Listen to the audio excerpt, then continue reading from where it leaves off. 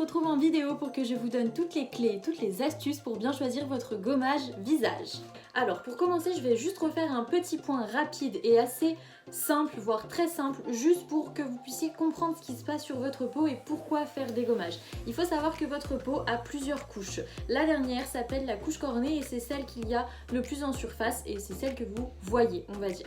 C'est celle qui génère aussi toutes les cellules mortes. Cette couche cornée qui génère des cellules mortes, il faut l'aider à se débarrasser de ces cellules mortes parce que des fois, la peau n'arrive pas à s'en débarrasser toute seule et le gommage va être là pour l'aider, pour venir décoller en fait. Faut imaginer que sur votre peau, ça c'est votre peau, ça c'est la cellule morte, comme si elle était comme ça et qu'elle était prête à se décoller, mais qu'elle n'arrivait pas à partir et en fait avec votre gommage, hop, on va venir la décoller et l'enlever. Pour ne pas agresser votre peau ni pour la sensibiliser, il faut pas en faire trop. 1 ou 2 par semaine, grand maximum, c'est largement assez. Pour celles qui ont la peau sensible et ou réactive, n'en faites qu'un seul, c'est largement suffisant. Donc, comme je vous le disais, le fait de faire un gommage va aider votre peau à enlever toutes les cellules mortes qui sont en surface de peau. Le fait d'enlever ces cellules mortes, ça va déjà dans un premier temps vous apporter un coup d'éclat, puisque toutes les cellules mortes sont mortes, donc généralement c'est des cellules qui sont vite grises ternes, donc ça peut vous apporter un teint terne et un aspect un peu asphyxié. Donc ça vous amène un coup d'éclat dans un premier temps, ça vous débarrasse de toutes ces cellules qui pourraient obstruer vos pores et qui pourraient empêcher les actifs de vos crèmes de pénétrer en profondeur, et ça va permettre d'éviter l'apparition de points noirs et de microkystes, puisque quand la peau est trop obstruée par des cellules mortes, il y a aussi avec des impuretés qui vont venir se mettre dedans, et là du coup ça fait un gros bouchon, votre peau ne respire plus et ça crée du coup les microkystes ou les points noirs. Donc maintenant qu'on sait comment notre peau fonctionne et pourquoi il faut faire des gommages, on va voir ensemble quel gommage il faut pour notre peau. Le premier point sera exactement le même que dans ma vidéo comment choisir son nettoyant. Donc si jamais vous ne l'avez pas vu, je vous invite à aller la regarder et à regarder le premier point puisqu'ils seront similaires. Pour faire un petit résumé, il faut toujours choisir des produits naturels et certifiés bio. Pour plus de détails, je vous invite à aller voir ma vidéo. Le deuxième point, ça va être de choisir quel type de gommage. Alors, vous allez rapidement vous rendre compte que dans le commerce, il y a 2 familles de gommages.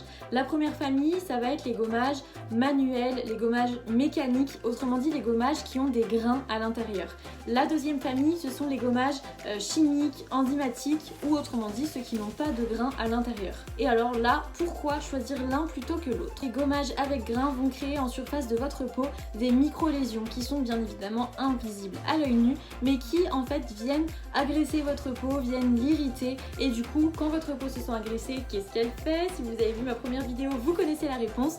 Et du coup, qu'est-ce qu'elle fait quand elle est agressée? Eh bien, elle vient remettre encore plus de sébum et s'épaissir.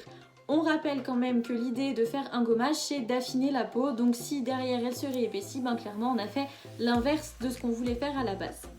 Donc pour ne pas agresser notre peau, on s'y dirige toujours vers des gommages sans grains. Attention parce qu'ils ont plusieurs noms, ils s'appellent enzymatiques, chimiques, des fois c'est juste marqué peeling aux acides de fruits.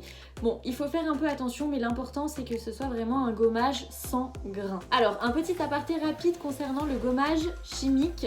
Un gommage chimique, ça ne veut pas forcément dire que vous allez retrouver à l'intérieur des mauvaises choses ou que ça va être mauvais pour votre peau. On appelle ça un gommage chimique juste parce que ça va créer avec votre peau une réaction chimique.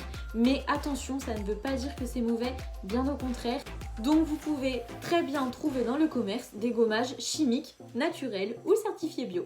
C'est souvent des gommages qu'on laisse poser un peu comme un masque, qu'on applique en couche uniforme sur l'ensemble du visage, qu'on laisse poser et qu'on vient rincer. Et du coup, cette technique va vraiment permettre de gommer votre peau tout en douceur, sans l'agresser. Et vraiment, vous allez voir, votre peau va vous remercier parce qu'elle sera pas du tout agressée, elle sera bien gommée, il y aura plus de cellules mortes et votre peau va pouvoir respirer puisque tous les pores ne seront pas obstrués de cellules mortes, d'impuretés, de bactéries et de plein de choses qui peuvent se trouver en surface de votre peau. Il faut bien se dire les filles que les grains dans un gommage c'est complètement psychologique. On a été élevés comme ça depuis que le gommage existe. Ça a toujours été des gommages avec grains. Les gommages sans grains sont arrivés il y a peu de temps sur le marché et du coup on avait tellement l'habitude des grains qu'on a l'impression que les sans grains mangent moins bien. C'est pas vrai du tout, au contraire les sans grains sont peut-être des fois beaucoup plus efficaces.